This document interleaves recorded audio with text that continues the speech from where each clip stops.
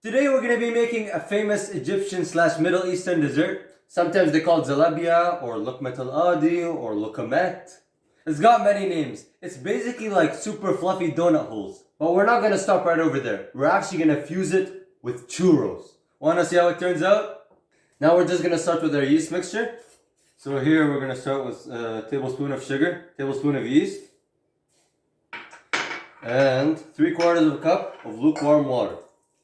We're going to leave that sit for about 10 minutes. Give it its time, guys. It's going to bloom and it's going to smell really nice, and that's how you know it's ready. So, time flew by. This is our yeast mixture. Can you guys see it? It's really foamy. You know it's all alive when you get all the bubbles in there. Now we're going to add a quick pinch of salt. And we're going to add 1 tablespoon of vanilla.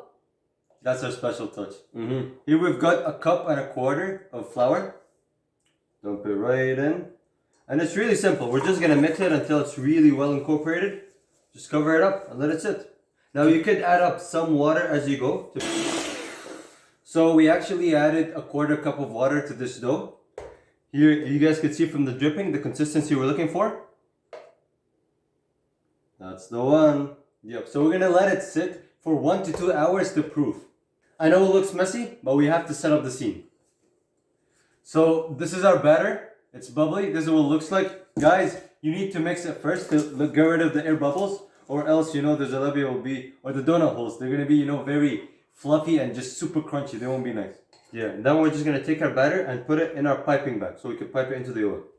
For the sugar, here I've got 1 cup of sugar. I'm going to add on to that 1 teaspoon of cinnamon and 1/4 teaspoon of nutmeg. This is our churro part, and it's going to taste super nice.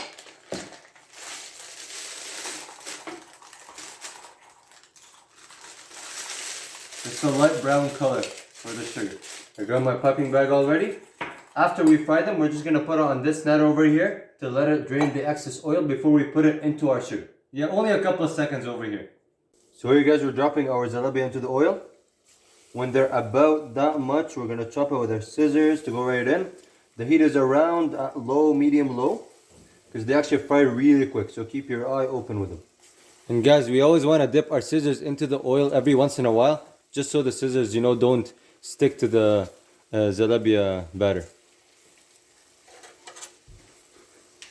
You want to flip them, make sure nothing's burning. Get an even color all around. And with this heat, as soon as you get your desired color, then you could remove it right away.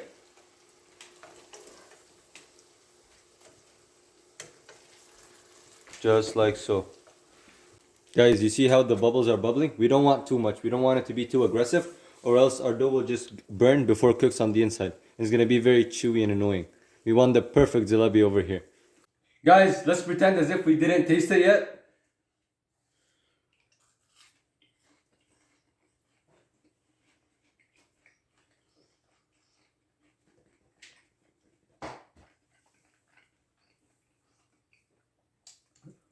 The dough, the Zalabia part, it's actually really soft and like pillowy. You guys could even see that, see?